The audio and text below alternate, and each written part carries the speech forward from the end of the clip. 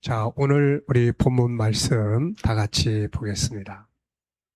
히브리서 5장 우리 다 같이 읽겠습니다. 시작 5절.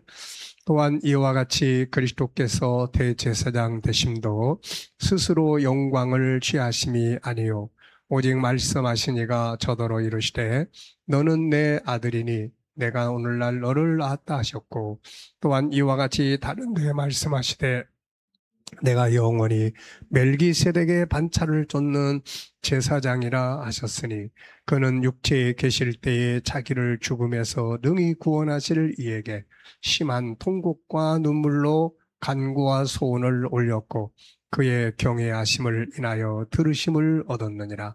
그가 아들이시라도 받으신 고난으로 순종함을 배워서 온전하게 되었은즉 자기를 순종하는 모든 자에게 영원한 구원의 근원이 되시고. 아멘. 자, 이 내용에서 가장 중요한 것이 무엇이라고 생각하십니까? 한 가지씩. 침묵이 중요한가요? 자, 특별한 거 없으면은 통과하겠습니다. 자, 우리가 히브리서가 어떤 책인가는 다 알고 계시죠, 이제. 히브리서. 믿음에 돌아왔다가 힘드니까 다시 자기들의 원래 종교로 가려고 했던 그들에게 이제 이 사도 바울이 이제 예수께서 우리의 구원자가 되셨는데 다시 돌아가면 안 된다. 그러면서 이제 돌아가지 말아야 될 이유를 설명을 쭉 하고 있는 거죠. 그래서 구약에 이제 이들이 가지고 원래 있었던 종교는 율법 종교라고 합니다.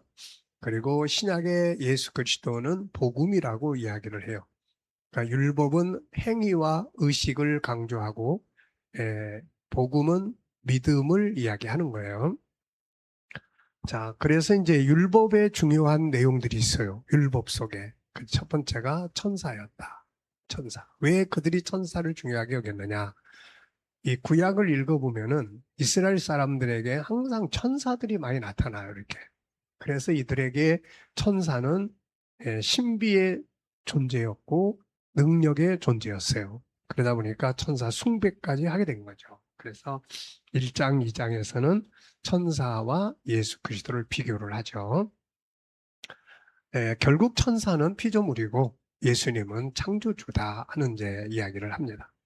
그리고 이제 3장, 4장으로 넘어가면은 이제 율법을 받았던 사람이 누구예요? 바로 모세입니다. 그래서 모세하고 예수님을 비교를 해서 모세는 하나님의 집의 종이고 예수님은 아들로서 충성을 다한 분이다. 그래, 이렇게 비교를 해줘요. 그리고 이제 5장부터 이제 7장까지 보면은 뭐가 나타나냐면 여기에 이제 5절에 보면은 대제사장, 그리스도께서 대제사장 되심도 이런 표현이 나와요. 이제 여기서 이제 대제사장 그러면은 구약은 누구를 이야기하냐면은 바로 아론을 이야기를 해요. 그래서 이 앞부분에서 아론과 그의 후손들이 제사장직을 수행을 하는데 예수님도 이 존귀한 직분을 가지셨다. 이렇게 이야기를 하는 거예요. 그래서 이제 5장부터 7장은 이제 제사장에 대한 내용을 계속 비교를 합니다, 이게. 자, 그래서 여기서 이제 5절의 내용은 앞부분을 이제 이야기를 하면은 대제사장 직은 굉장히 존귀한 직분이다. 그런데 이 직분은 아무나 취하지 못했다. 아론과 그의 후손들만 대제사장직을 할 수 있었다. 제사장직이 그만큼 존귀한 직분이었다는 것을 이야기를 하죠. 그리고 나서 이제 이어지는 내용이에요. 이와 같이 그리스도께서 대제사장 되신 것도 스스로 영광을 취한 게 아니라, 그러면 누가 이 일을 하게 했느냐? 그러면서 너는 내 아들이니 내가 오늘 너를 낳았다. 이분은 하나님이에요. 성부 하나님. 그래서 예수님의 대제사장직도 본인이 스스로 아무렇게나 취한 게 아니라 하나님으로부터 임명을 받은 것이다. 이렇게 이야기를 하죠. 그러면서 이제 여기에 누가 나타나냐면은 6절에 보면 이와 같이 다른 데 말씀하시되 네가 영원히 멜기세덱의 반차를 쫓는 제사장이라 하셨으니, 자, 이 멜기세덱이라는 인물이 나와요. 그러니까 구약에는 제사장이 누구의 후손들만 가능하냐면은 아론, 그리고 레위의, 아론은 레위의 아들이거든요. 그러니까 레위 지파에서만 제사장이 나오게 돼 있어요. 12지파 중에 다른 지파들에서는 제사장이 안 나옵니다. 그건 불법이에요. 근데 예수님은 레위 지파가 아니에요. 그래서 여기에 멜기세덱, 이 사람은 창세기 14장에 나오는 사람이에요. 딱 한 번 거기 등장해. 그냥 신비롭게 등장했다가 사라지는 인물이에요. 그래서 이 사람이 왜 등장을 하냐면 아브라함이 그때 살고 있을 시대인데, 아브라함이 전쟁을 해요. 소돔과 고모라를 구원하려고 전쟁을 해가지고 이기고 옵니다. 올 때 이 멜기세덱이 제사장으로 그 지역에서 살고 있었어요. 그래가지고 이 사람이 와가지고 복을 이제 빌었죠. 아브라함이에게 축복하고, 아브라함은 그에게 11조를 바치게 되고, 그리고 멜기세덱은 그에게 복을 비는 제사장의 역할을 한 거예요. 자, 그러니까 모든 구약의 제사장직은 레위 지파에서만 나오는데, 이 멜기세덱은 레위가 탄생하기 전에 있었던 제사장이에요. 그래서 예수님은 레위 지파로 온 게 아니라 더 먼저 있었던 멜기세덱의 그 틀을 따라서 오신 거다. 이거를 이제 강조하는 거예요. 차이점을 이야기를 하는 거죠, 이게. 그래서 결국 제사장, 예수님의 제사장직은 영원한 거다. 이거를 지금 이야기하고 싶은 거예요, 이게.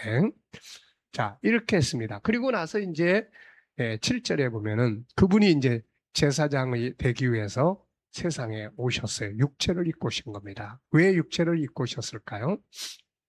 죽기 위해서요. 자기를, 육체가 없으면 죽을 수가 없어요. 그래서 제물로 자기를 바치려고 육체를 입고 오셨어요.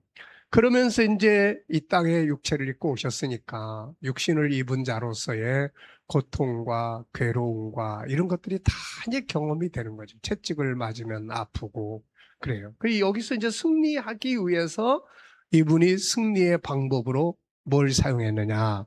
여기 보면은 하나님 앞에 심한 통곡과 하나님 앞에 눈물로 우는 거죠. 하나님 앞에. 그리고 눈물로, 그 다음 간구와 소원을 올렸고 그의 경외하심을 인하여 들으심을 얻었다. 그래서 하나님 아버지께 다 기도가 올라가서 들으시고 마침내 그가 승리할 수 있었던 거죠. 그래서 이제 8절, 9절은 이제 결론적인 이야기를 하고 있는데요. 그가 아들, 하나님의 아들이라도 받으신 고난으로 순종을 배워서 온전하게 되었다. 이렇게 이야기해요. 그러니까 하나님의 아들이면서도 이 땅에 와서 눈물로 기도했으니까 우리도 어떤 일에 승리하려면 이렇게 살아야 된다는 것을 이야기해주고 싶어 하는 거예요. 이렇게. 자, 그래서 이제 밑에 있는 내용을 쭉 보면 제사장. 자, 구약에는 하나님과 사람을 연결하기 위해서 세 가지의 직분이 있었어요. 구약에는 여기 사람이 이렇게 있고, 그러면 이제 하나님으로부터, 하나님으로부터 하나님과 사람의 관계를 가질 때 세 가지 직분이 있었는데, 첫째는 선지자였어요. 선지자.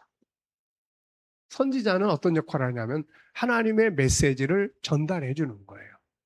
그 다음에 두 번째는 이제 제사장이 있었어요. 제사장. 이 제사장은 어떤 역할을 했냐면은 제사장은 사람의 죄를 짊어지고 하나님 앞에 가서 제사를 드려주는 거예요. 그 중보자 역할을 했죠. 그 다음에 이제 왕이 있었어요. 왕. 이 사람은 하나님을 대신해서 하나님의 법을 가지고 백성들을 통치했던 사람이에요. 그래서 요 세 부류의 사람들을 임명할 때 머리에다가 기름을 부었어요. 그래서 예수님이 세 가지 직분을 이루시기 위해서 오셨기 때문에 그분을 그리스도라 이렇게 부른 거예요. 그리스도라는 말은 머리에 기름 부음을 받은 분이다 이런 뜻이에요. 자, 그래서 이 제사장이 꼭 필요했어요. 왜냐하면 창세기 3장에 가보면 인간이 이제 죄를 지었으니까 죄인이 하나님 앞에 갈 수가 없는 거예요. 그래서 이 죄인이 하나님 앞에 가기 위해서는 속죄의 제사를 드려야 되는데 이걸 아무나 할 수 없고 하나님이 특별히 선택한 제사장만, 레위 지파에서 나온 제사장만 이 일을 할 수 있었던 거예요. 그래서 단지 이제 구약의 제사장은 이제 우리 인간을 위해서 짐승을 잡았죠. 근데 신약의 제사장으로 오신 예수님은 자기 몸을 잡은 거예요. 자기를 잡아서 제물로 바친 거예요. 그러니까 구약은 불완전하잖아요. 그래서 항상 갈 때마다 짐승을 잡았고 신약은 예수를 딱 영접하면 한 번으로 끝나서 그다음부터는 항상 하나님 아버지, 하나님과의 관계가 이어지게 되는 거예요, 이게. 자, 그래서 어느 제사장을 따라가야 되겠어요? 불완전한 제사장, 완전한 제사장. 그래서 완전한 제사장은 예수 그리스도고 불완전한 제사장들은 구약의 제사장들이다. 그래서 여기서 모세는 제사장은 귀한 직분이지만 구약의 제사장 제도는 불완전하다. 그래서 이 제사장들도 결국 제사 지를 때 자기를 위해서도 또 속죄의 제사를 또 드려야 했다. 이런 걸 이제 계속 논리적으로 정리를 해나가고 있는 거예요. 자, 그러면서 이제 구약의 제사장은 레위 지파에서만 나와야 되고, 근데 멜기세덱은 레위가 아직 태어나기 전에 있었던 사람이란 말이에요. 그래서 예수님은 이 레위가 있기 전부터 계셨던 제사장이다. 그러니까 더 먼저 계신 분이다. 이거를 이제 이야기를 하는 거예요. 이렇게. 네, 그래서 이 히브리서는 우리가 뭐라고 표현을 하냐면은 감자탕 먹는 것처럼 히브리서는 먹어야 된다. 이렇게 표현을 해요. 감자탕 먹을 때 어떻게 먹습니까? 감자탕을 먹을 때 뼈 있잖아요. 그 뼈를 다 분해해가지고 안에 있는 골수를 뽑아 먹는 것처럼. 그러니까 히브리서는 굉장히 논리적인 책이에요, 이게. 그래서 하나하나를 그렇게 하고 또 읽어보고 또 연구해보고 그러다 보면은 아주 맛이 있는 그런 책이죠, 이게. 자, 그래서 레위 지파에서 태어나는 제사장과 멜기세덱의 입장에서 오신 제사장의 차이점은 더 먼저 있던 분이다. 이걸 강조하는 거예요. 더 먼저 있던 분이다. 예수님의 제사장은 더 먼저 있던 분이다. 영원한 분이다.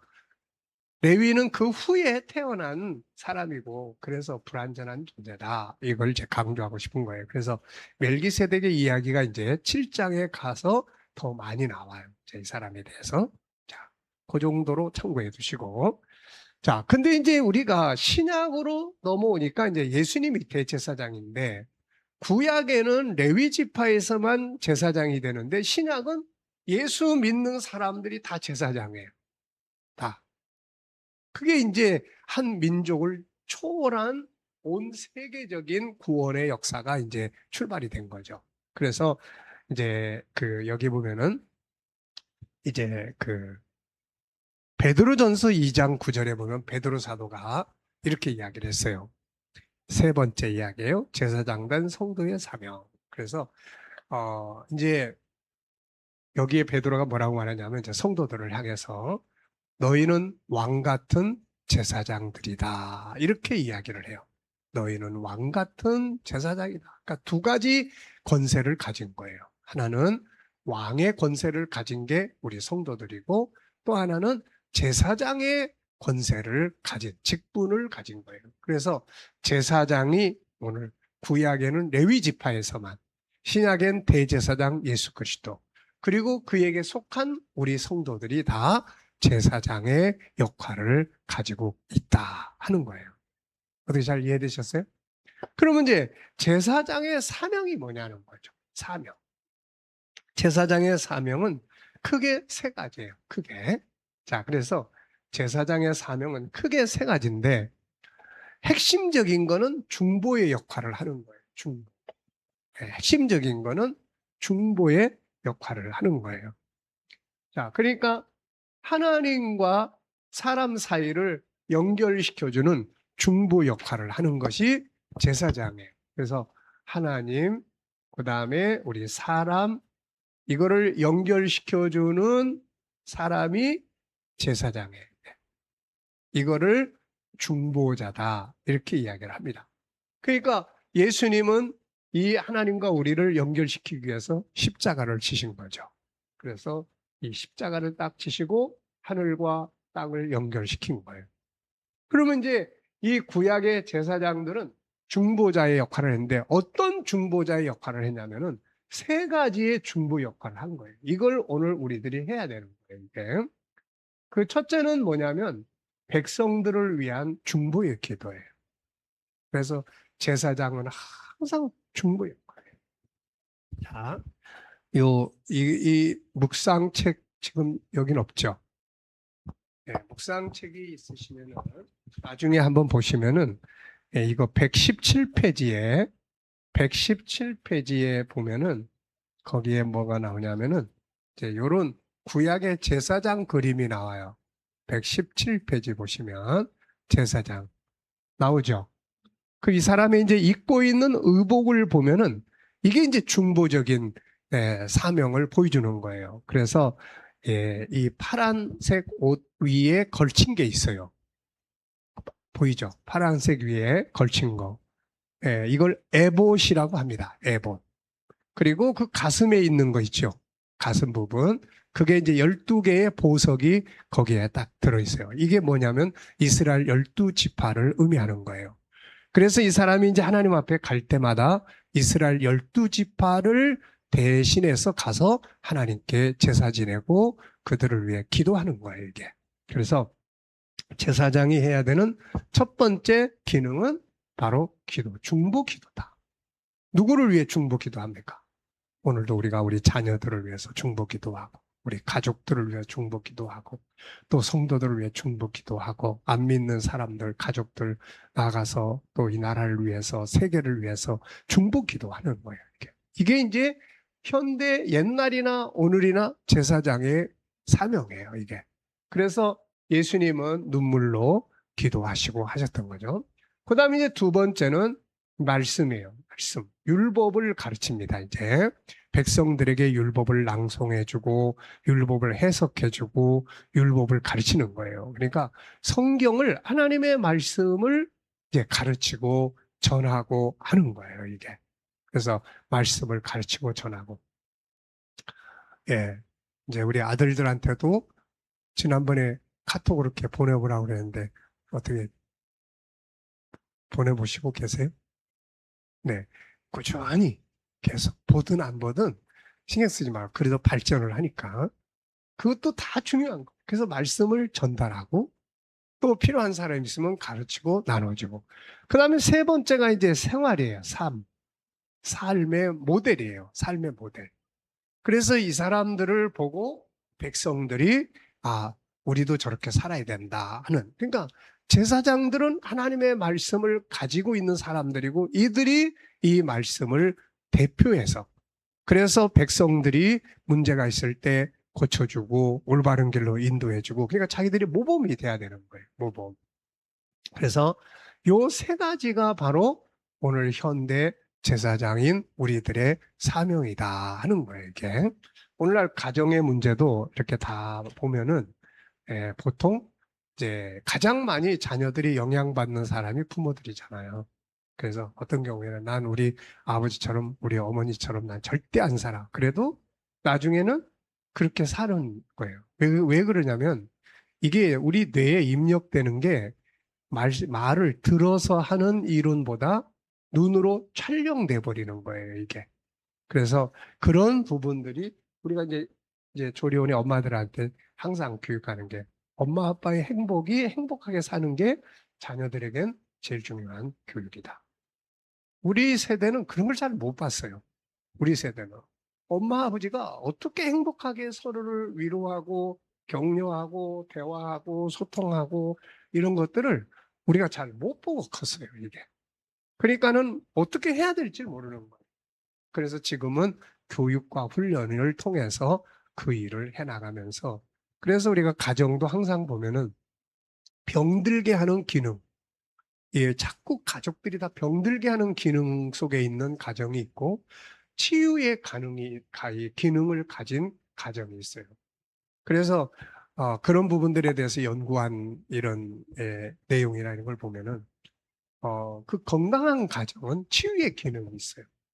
사실 바깥의 세상은 다 힘들게 병들고 아프고 다 그러잖아요. 이게 이제 가정을 통해서 치유의 기능. 근데 또 그렇지 못한 가정들이 많아요. 가정이 치유의 기능이 아니라 오히려 더 병들게 만드는 기능.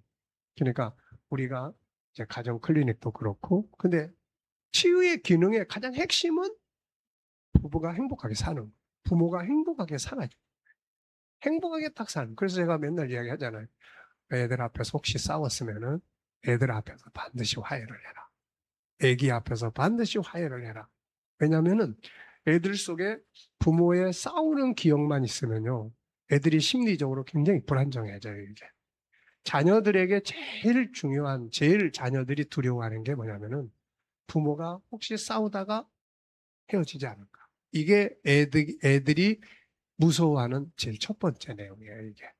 그러니까는 애들 이제 전에 상담하고 하다 보면은 그렇게 집중력도 떨어지고 괜히 뭐 횡설수설하고 두려워하고 이런 애들을 상담하다 보면 이제 가정 갈등이 많아요. 그래서 참 이게 물이 흐르는 것과 같은 것 같아요, 이게. 예, 그러니까 옛날에는 우리도 그런 걸 깨닫지 못했을 때는 그냥 내 입장에서 싸우고 분쟁하고 살지만 그러나 이제 나중에 이제 이런 것들을 깨달아 가면서 가정 공동체라는 것, 이런 것들이 치유의 기능을 가질 수 있도록 만들어 가면은 누구나 다 우리 속에 창세기 1장 27절이 있기 때문에 다 만들어 갈 수가 있죠. 그래서 제사장의 역할은 바로 이런 부분들이에요. 이런 부분들. 자, 세 가지 사명 뭐예요? 첫째, 기도. 둘째, 말씀. 셋째, 삶이 제사장들의 중보적 역할이다 하는 거예요. 누군가가 나를 볼 때 치유의 기능을 가지고 치유되고 행복하게 될 수 있는 이런 거죠.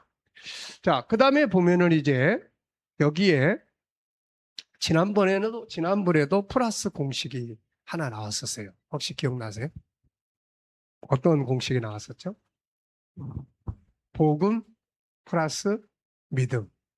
네, 결과. 오늘도 이 플러스 공식이 하나 나왔어요.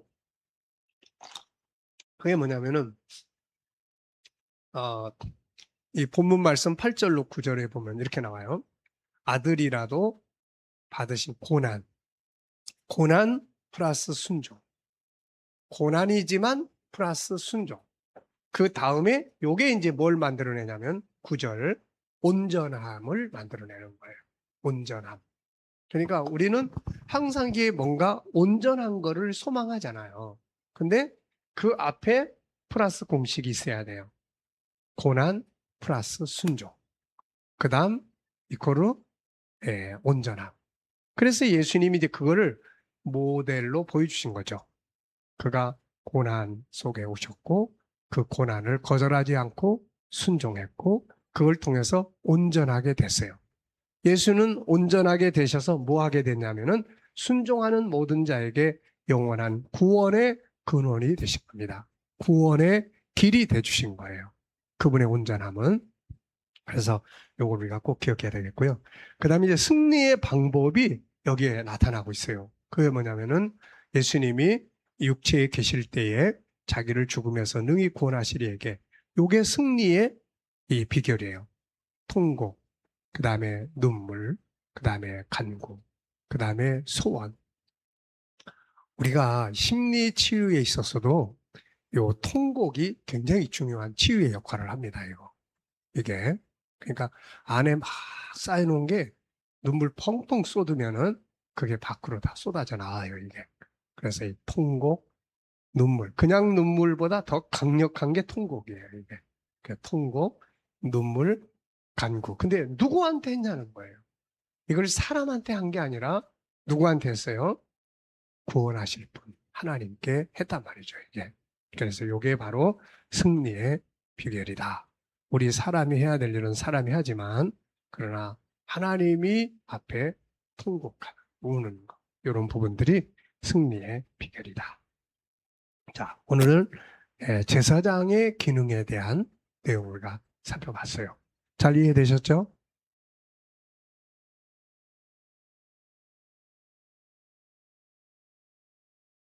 자, 중급반. 먼저 중급반 교재를 한번 보시면은 오늘 5장 우리가 할 차례예요. 5장. 그래서 5장. 먼저 교재를 한번 공부하고 그 다음에 이 책을 한번 좀 보겠습니다. 자, 성경은 천국운동의 역사를 기록한 책이라고 말씀드렸죠. 그래서 역사가 시작되는 곳이 창세기 1, 2장이었어요. 그래서 총 7부로 이루어져 있는데 1부는 어디예요? 바로 에덴 동산. 2부는 어디입니까? 바로 창세기 3장에서 11장까지. 그래서 이 속에 세 가지의 천국을 계시하는 내용이 나타났죠. 하나는 창세기 3장 15절 메시아의 계시, 그 다음에 에녹의 사건, 그리고 노아의 사건이었어요. 자, 그 다음에 이제 제3부는 어디서 시작했습니까? 창세기 12장에서부터 어디까지예요? 여호수아서 21장 43절까지예요. 자, 여기서는 이제 천국이 뭘로 계시가 됐냐면은 가나안 땅으로 계시가 됐죠. 가나안 땅. 그리고 모세가 지은 성막이 바로 하늘의 예루살렘의 모형도가 됐던 거죠. 자, 그래서 이제 여호수아서에서 다 완성이 됐다 이렇게 선언을 했습니다. 근데 성경은 끝나지 않고 또 다시 어디로 가요? 그 다음에 사사기로 또 갑니다. 그래서 이 여호수아서 다음부터 사사기부터 시작해서 또 새로운 천국의 모델이 등장을 했죠. 그게 뭐냐면은 바로 이스라엘 왕국이었습니다. 그러니까 이제 땅에 들어갔으니까 그 다음에 왕국이 세워져야 되겠죠. 그래서 하늘의 왕국의 모형으로 이스라엘 왕국이 등장을 한 겁니다. 그래서 이 이스라엘이 등장을 했는데, 그래서 예수님이 오셨을 때 처음에 사도들이 헷갈렸던 게 바로 그 부분이에요. 그래서 이들은 구약적 신앙과 연관이 있기 때문에 메시아가 오면 로마를 물리치고 이스라엘 왕국을 다시 회복할 것이다. 이게 하나님의 나라다. 이렇게 생각을 했던 거예요. 그런데 예수님은 정치운동 하지 않으셨고, 그리고 계속해서 하늘의 나라만 증거하셨던 거죠. 그래서 나중에 제자들이 이해하지 못하고 십자가 앞에서 다 도망갔지만은 나중에 성령 받고 난 다음에 비로소 예수님이 증거한 나라, 성경이 계시한 에덴 동산의 실물이 하늘에 있는 나라다. 이거를 알게 된 거예요. 그래서 그 나라를 증거하기 위해서 일을 하게 된 겁니다. 그래서 여기서는 이제 사사기부터 시작해서 말라기까지의 전체 내용을 이제 다루어가는 하나의 이제 그 중심 사상이 등장을 해요. 그게 이제 이스라엘 왕국이었습니다. 자, 이 본문 말씀을 다 같이 한번 읽어보겠습니다. 시작. 사무엘하 7장 12절이에요. 시작. 내 소환이 차서 내 조상들과 함께 누울 때 내가 내 몸에서 날 내 씨를 내 뒤에 세워 그의 나라를 견고하게 하리라. 그는 내 이름을 위하여 집을 건축할 것이요 나는 그의 나라 왕위를 영원히 견고케 하리라. 나는 그에게 아버지가 되고 그는 내게 아들이 되리니 그가 만일 죄를 범하면 내가 사람의 매와 인생의 죄칙으로 징계하려니와 내가 내 앞에서 물러나게 한 사울에게서 내 은총을 빼앗은 것처럼 그에게서 빼앗지는 아니라리라. 내 집과 내 나라가 내 앞에서 영원히 보존되고 내 왕위가 영원히 견고하리라 하셨다 하라. 자, 여기 7장 12절에 보면은 뭐가 이야기되냐면 내 씨를 내 뒤에 세울 거다. 그리고 그의 나라를 견고하게 할 것이다. 그는 내 이름을 위하여 집을 건축할 것이요 나는 그의 나라 왕위를 영원히 견고하게 할 것이다. 그리고 14절에는 그는 내 아들이 될 것이다. 그래서 여기에 나오는 이제 인물이 두 개예요. 하나는 다윗의 뒤를 이었던 이스라엘의 왕 솔로몬을 가리키는 말이에요. 솔로몬. 그 다음에 솔로몬 뒤에는 솔로몬은 모형이고 솔로몬 뒤에는 누가 또 서 있습니까? 실물이신 예수 그리스도가 서 있는 거예요. 그러니까 모형적으로는 이스라엘 왕국이고 모형적으로는 솔로몬 왕인데 실물은 예수 그리스도고 그분의 영원한 나라가 여기에 계시가 되고 있는 거예요. 그래서 누가복음 1장에서 예수님이 태어나실 때 마리아에게 천사가 와서 이 이야기를 한 거예요. 다윗에게 약속한 이 이야기. 다윗에게 하나님 이렇게 약속했는데 드디어 그분이 드디어 너에게서 잉태되게 될 것이다. 그의 나라는 영원할 것이다. 이렇게 이제 이야기를 하는 걸 볼 수가 있습니다. 자, 우리가 성경 66권을 해석하는 키가 열쇠가 3개가 있어요. 성경 66권을 해석하는 키 3개. 그게 첫째는 창세기 3장 15절이에요. 창세기 3장 15절은 성경 66권을 해석하는 첫 번째 열쇠예요. 두 번째 열쇠는 창세기 15장에 하나님이 아브라함과 맺은 가나안 땅의 언약입니다. 요게 이제 성경 66권을 풀어가는 키예요. 세 번째 나타나는 열쇠가 바로 다윗과 맺은 언약의 내용이에요. 그래서 사무엘하 7장 12절 16절 요게 말라기까지 더 나아가서 요한계시록까지를 풀어갈 수 있는 중요한 열쇠가 됩니다. 그래서 예수님이 태어나셨을 때 마태복음 1장 1절에서는 뭐라고 이야기를 하냐면은 아브라함과 다윗의 자손 예수 그리스도의 세계다 이렇게 이야기를 하고 있습니다. 자, 그럼 한번 읽어볼게요. 전체 설명하기입니다. 에덴에서 쫓겨난 후 인류는 전설과 인간의 본능에 의해서 나타나는 다양한 방법들을 통해서 낙원에 대한 꿈을 실현시키기 위해 노력해 왔습니다. 그러나 하나님께서는 이러한 인생들에게 다양한 방법으로 그의 나라를 계시해 주셨는데 창세기 3장 11장에 나타난 메시아의 예언, 에녹 사건, 노아 사건 등이었죠. 이런 모형적 사건들이 지난 후에 또 새로운 모형을 주셨는데 그게 바로 뭐였어요? 가나안 땅이었죠. 이제 그들이 하나님의 언약대로 그 땅에 들어감으로써 가나안 땅을 모형으로 한 천국운동의 역사는 일단 막을 내렸습니다. 이제 하나님께서는 새로운 모형을 통해서 천국을 계시하기 시작했는데 그것이 바로 이스라엘 왕국이었어요. 하나님은 이스라엘 왕국을 통해서 그의 나라를 계시해 주셨는데 이것을 기록한 것이 사사기로부터 말라기까지의 내용이에요. 그리고 이때에 수많은 선지자들이 등장하면서 왕국의 장래에 대한 많은 예언들을 했는데 이것이 선지자들의 글입니다. 선지자들은 당시의 이스라엘 왕국에 대해서만 예언한 것이 아니라 그 나라의 실물, 곧 하나님의 나라가 임한다는 사실을 예언하기 시작을 했죠. 자, 이제 이스라엘 왕국을 통해서 나타난 하나님 나라의 모습을 살펴보면 먼저 이스라엘 왕국의 역사를 우리가 살펴볼 수가 있습니다. 자, 그래서 이스라엘 왕국의 역사, 이스라엘 백성들은 가나안 땅에 들어갔으나 350여 년 동안 나라를 세우지 못하고 방황하게 됩니다. 하나님께서는 이때 사사들을 보내셔서 그 백성들을 구원하고 통치하게 했는데 이때 상황을 기록한 것이 사사기죠.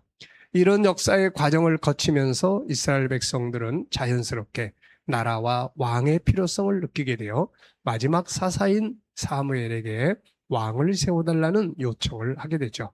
하나님은 이들의 요구를 기뻐하지 않았지만 사무엘에게 하라고 하심으로써 사울을 초대 왕으로 세워 마침내 이스라엘 왕국이 탄생하게 됩니다.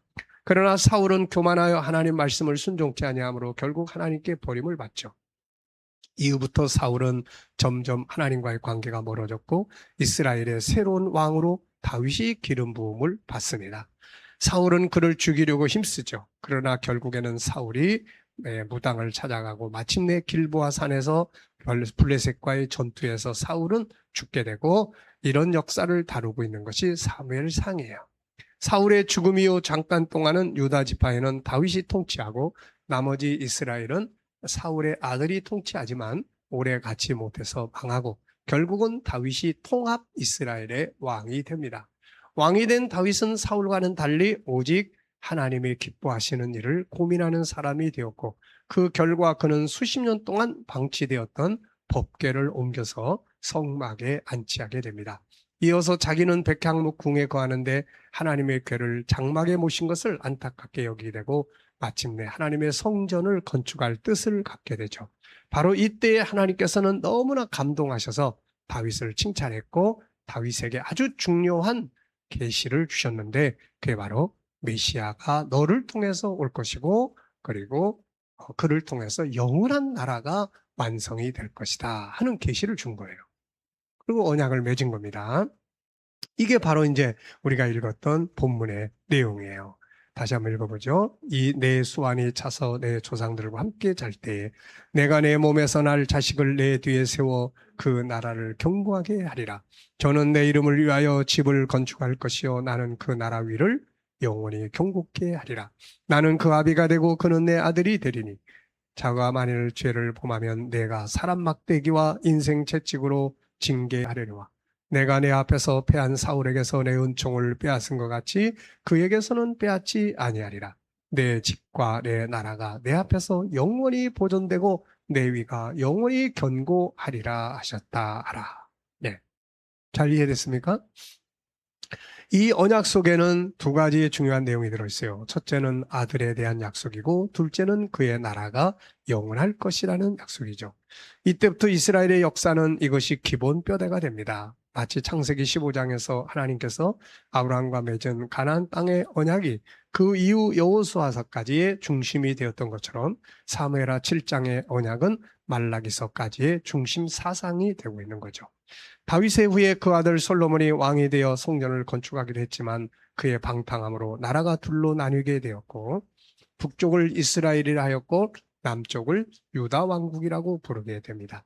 후에 북쪽 이스라엘은 아수르에 의해서 BC 722년에 망하게 되었고 남쪽 유다는 BC 586년에 바벨론에 의해서 망하게 되어 성전은 불에 타고 백성들은 바벨론의 포로로 잡혀가게 됩니다. 그러나 하나님의 언약대로 유대인들은 70년이 지난 BC 536년에 바벨론에서 돌아와 예루살렘 성전을 다시 건축하게 되었죠. 제2차 성전 건축이 된 거예요. 자, 이 같은 내용들을 기록한 역사서가 열왕기상하 그리고 에스라, 느헤미야서 등입니다. 역대상하는 사무엘상과 사무엘하의 열왕기상과 열왕기하를 합쳐서 다시 기록한 내용들이에요. 다만 역대상하는 종교적인 부분을 중심으로 했고 사무엘상부터 열왕기하까지는 정치적 부분을 중심으로 했어요. 그래서 다윗의 가문을 중심으로 기록되어 있습니다. 이거를 천국운동의 역사적 관점에서 이제 다룬 거예요. 마침내 이 같은 시대를 거치면서 구약 시대는 지나가고 예수님이 오심으로써 신약 시대가 도래하게 됐던 거죠. 자, 그러면 이제 이 왕국 시대 속에 누가 등장합니까? 이제 선지자들이 등장을 한 거예요. 왕국의 역사 속에 나라가 갈라지고 범죄하면서 남북 이스라엘에는 많은 선지자들이 등장을 합니다. 그러니까 하나님의 입장에서 백성들이 또 죄를 짓고 그러니까 하나님께서는 그들을 또 돌아서게 하려고 선지자들을 보내서 또 외치기 시작을 했던 거죠. 그래서 이 선지자들 중에는 글을 남기지 않은 선지자들도 있었고 글을 남긴 선지자들도 있었어요. 그래서 글을 남긴 선지자들이 총 16명입니다. 이들이 쓴 글이 바로 이사야로부터 말라기까지 총 17편의 내용이 남아있는 거예요. 이들은 뭔 이야기를 했느냐? 이 선지자들이 외친 내용은 크게 두 가지였어요. 하나는 너희가 이렇게 살면 망한다. 회개해라. 돌아서라. 하나님의 율법으로 다시 돌아가야 된다. 이걸 강조했고 그것만 했던 것이 아니라 또 하나는 다윗에게 약속했던 이 언약을 항상 외치기 시작했죠. 그게 뭐예요? 다윗에게 언약한 대로 메시아가 반드시 온다. 반드시 온다. 그리고 그분의 나라가 반드시 임할 것이다. 그래서 이스라엘 사람들은 항상 이 소망을 가지고 살았던 거죠. 나라가 망했을 때도 항상 이 소망을 가지고 살았어요. 물론 이것이 때로는 다윗 왕국으로 설명되기도 했고 때로는 실물인 새하늘과 새 땅으로 증거되기도 했습니다. 그 중에 대표적인 두 선지자 다니엘과 이사야의 이야기를 보면 이렇습니다. 다니엘이 증거한 하나님의 나라. 다니엘은 바벨론이 처음으로 유다 나라를 침공할 때에 포로로 잡혀가서 바벨론에서 바사제국으로 나라가 바뀔 때까지 머물면서 유다 나라의 회복을 위해서 기도했던 선지자입니다.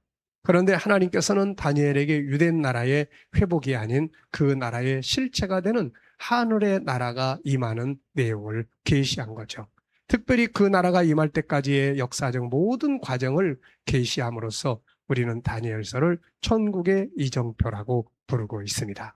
그래서 다니엘서 7장 18절에 보면은 지금 포로로 잡혀갔는데 그가 자기의 나라 이스라엘의 회왕을 위해서 기도하고 있었는데 하나님은 이스라엘의 실물이 되는 하늘의 나라가 임하게 된 것을 계시해 주셨던 거죠.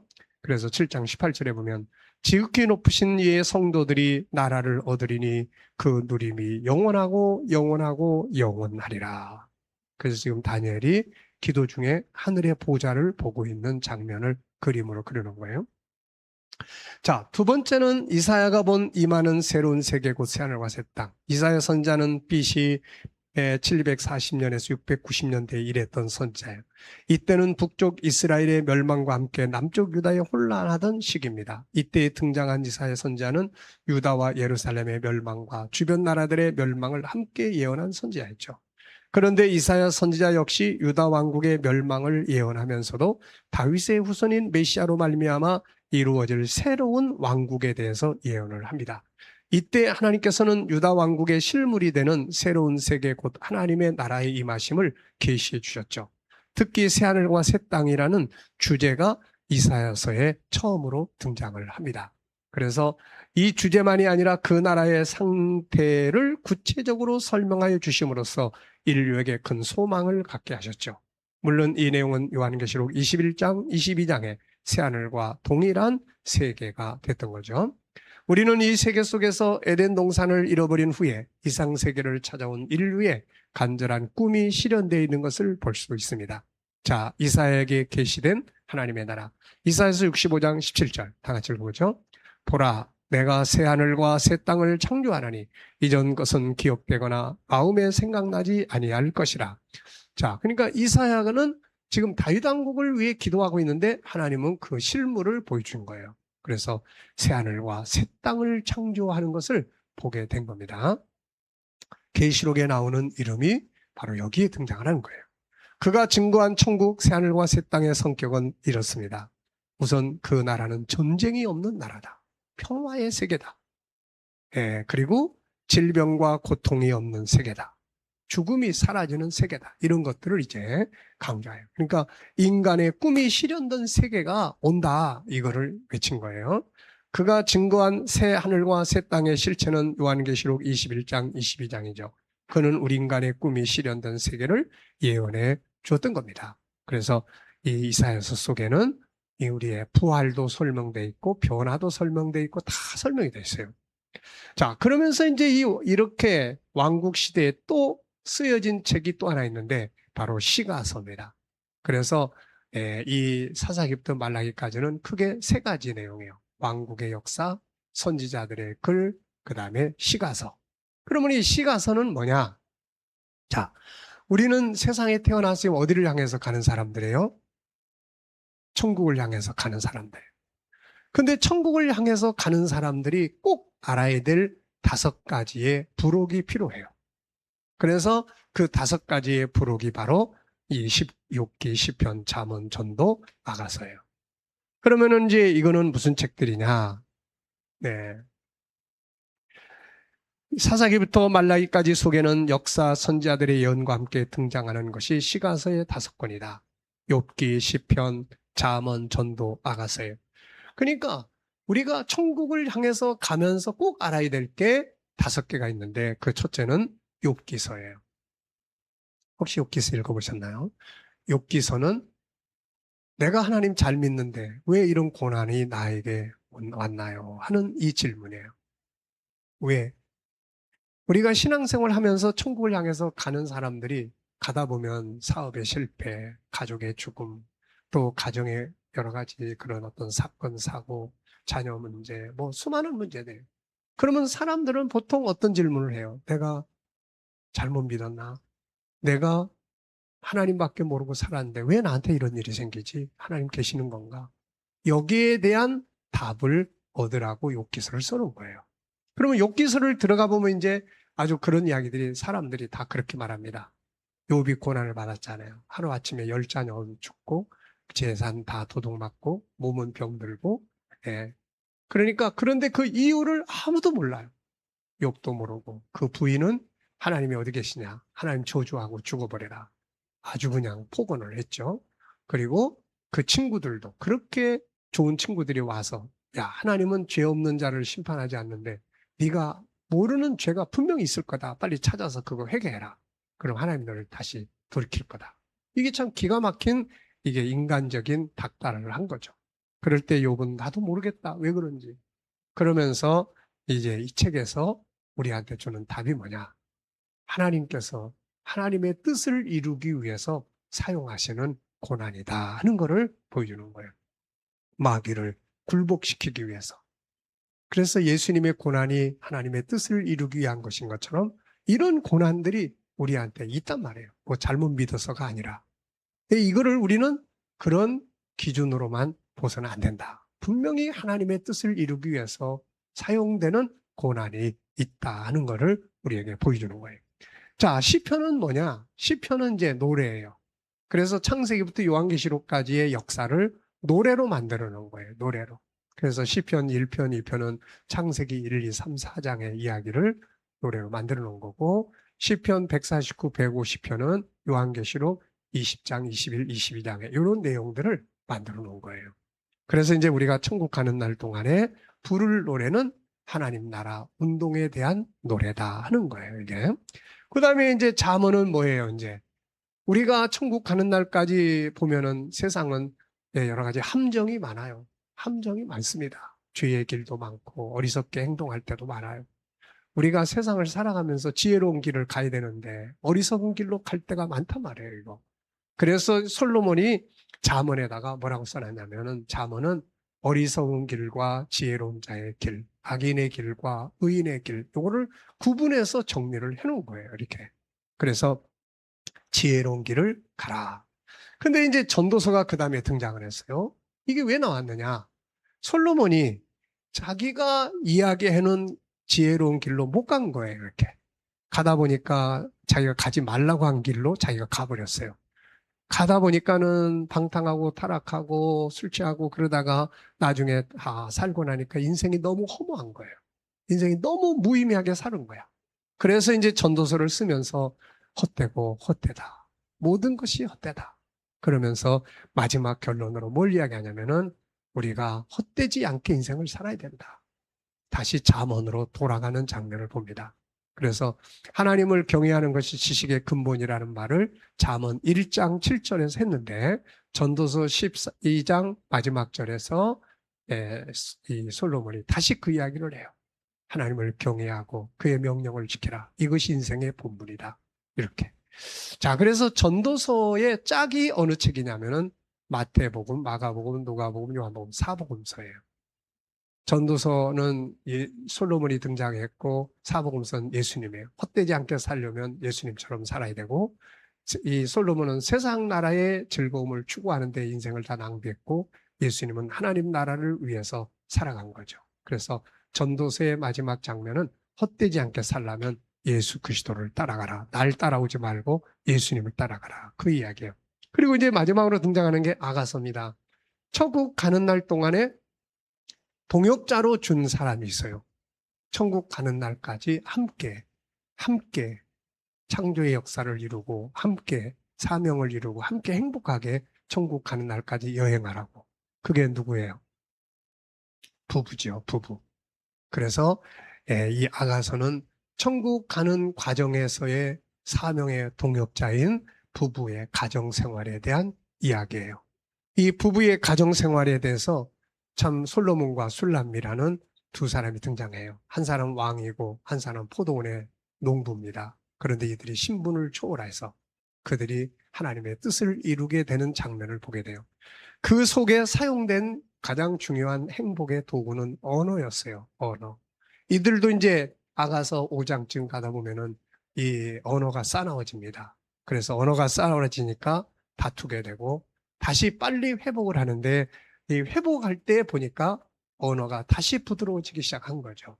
그리고 나서 회복된 다음에 회복될 때 보면은 이들이 서로 좋아할 때는 항상 서로 상대방의 좋은 점만 아주 문학적으로 표현을 했어요. 그리고 난 다음에 둘이 다시 화합해가지고 어디로 가냐면 고향으로 갑니다. 이 말은 이들을 통해서 이루어진 이 복음의 행복이 자기 가정을 뛰어넘어서 고향 친구들과 가족들, 친지들을 구원하는 선교적 사명으로 완성되는 이 장면을 보여주는 거예요. 자, 그래서 천국운동의 역사를 이루어가는 사람들은 이 5권의 책을 부록처럼 항상 읽고 살피고 해야 된다. 그런 이야기예요. 아시겠죠? 자, 네 번째 이야기. 이스라엘 왕국이 주는 의미는 무엇인가? 우리는 이제 이 의미를 하나님께서 다윗과 맺으신 언약 속에서 발견하게 됩니다. 위에서 살펴본 대로 하나님께서 다윗과 맺은 언약은 두 가지의 내용을 가지고 있으며 의미가 참으로 중요하죠. 첫째는 아들에 대한 언약이에요. 이 아들은 현실적으로는 누구였어요? 솔로몬. 그런데 그 뒤에는 누가 서 있습니까? 바로 실체가 되시는 예수 그리스도가 서 있는 거죠. 그래서 예수님이 탄생하실 때 천사는 마리아에게 와서 예수님의 탄생은 바로 이 언약을 이루는 사건이다라고 설명을 해주죠. 두 번째는 다윗의 왕국에 대한 언약입니다. 하나님은 다윗의 나라가 영원하게 될 것이라는 약속을 주셨죠. 그런데 우리가 주목할 것은 예수님이 오심으로써 바로 하나님께서 다윗과 맺은 이 언약을 이루신 것인데, 주님은 이 땅에 오셨을 때 다윗의 왕국을 이루시지 않았죠. 당시에 예수님을 다윗의 후손으로 오실 메시아로 인정하고 따랐던 사람들은 예수님을 통해서 이스라엘 왕국이 로마로부터 해방되어 다윗에게 언약하신 왕국 회복에 대한 약속이 이루어질 것으로 기대했지만 주님은 그 일을 이루지 않았습니다. 오히려 그는 자기의 나라는 이 세상에 속한 것이 아니라고 말씀하시면서 십자가에 죽으셨죠. 우리는 여기서 무엇을 알 수 있습니까? 그것은 하나님께서 다윗에게 언약하신 다윗의 영원한 왕국, 이스라엘 왕국은 바로 천국의 모형이라는 것이죠. 그래서 주님은 세상에 오셨을 때 모형을 이룬 게 아니라 모형의 실물이 되는 천국을 증거하신 겁니다. 결국 하나님께서 다윗에게 언약하신 아들과 그로 말미암아 이루어질 영원한 나라의 의미는 예수 그리스도로 말미암아 이루어질 하늘의 나라를 의미하는 것임을 알 수 있습니다. 다시 말하면 하나님께서는 에덴 동산 이후 가나안 땅에 이어서 이스라엘 왕국을 천국의 모형으로 사용을 하신 거예요. 그러기에 그 예언대로 오신 주님께서는 그 나라를 이루지 않고 하늘의 나라를 증거하시면서 내 나라는 이 세상에 속하지 않았다고 말씀한 거죠. 유대인들은 지금도 다윗의 왕국을 기다리고 있지만 우리는 그 나라의 실물이 되는 하늘의 나라를 기다리고 있으며 마침내 그 나라는 주님이 다시 오실 때 임하게 되는데 이것을 보여주는 내용이 계시록 21장과 22장입니다. 그러므로 우리는 이스라엘 왕국에 대한 역사를 볼 때마다 그것만 보지 말고 유다 왕국의 실체가 되는 하늘의 나라의 임재하심을 볼 수 있어야 한다. 잘 이해됐습니까? 네, 사사기부터 아주 말라기까지 이야기를 오늘 다 했는데요. 자, 요거 한번 우리 간단하게 한번 볼게요.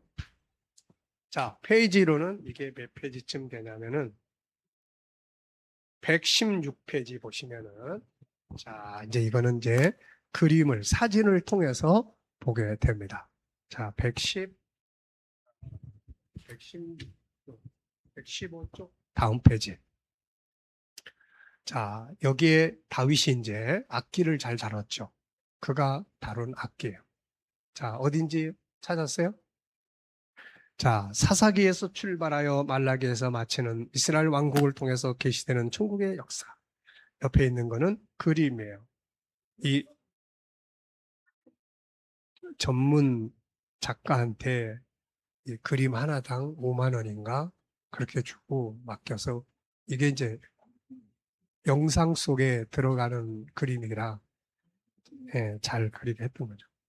자, 그래서 그 다음 페이지 보시면 이제 요거는 사진이에요. 그래서 이스라엘의 왕국을 통해 계시되는 천국의 이제 거기에 관계된 사진들입니다. 쭉 넘어가 볼게요. 120페이지 보시면은 이제 가나안 땅에 들어가서 초기에 방황했던 사사기의 역사를 그림으로 그린 내용들이에요. 우상 숭배, 가나안의 문화를 이들이 다 받아들인 거죠. 그래서 음행, 그래서 결국 삼손이 이제 기둥 무너뜨리는 이런 장면들. 자, 그러면서 이제 사사기 역사 속에 등불과 같이 등장했던 게 누구였냐면은 룻기서예요. 그래서 요 120페이지 옆에 바로 이 보아스라든지 룻의 가정에 대한 그림, 밑에 사진은 바로 이들이 살았던 이 삼손의 그 기생 라합을 찾아갔던 솔의 골짜기라는 오늘날의 그 현장입니다. 이게 그네요. 그 다음에 이제 다음 페이지로 넘어가시면은 이제 사사기에 등장하는 사사들 마지막 사사가 사무엘이었는데 요게 이제 사무엘의 무덤이 있는 건물이에요. 그래서 사무엘의 묘를 관을 모셔놓고 있는 그런 장소입니다.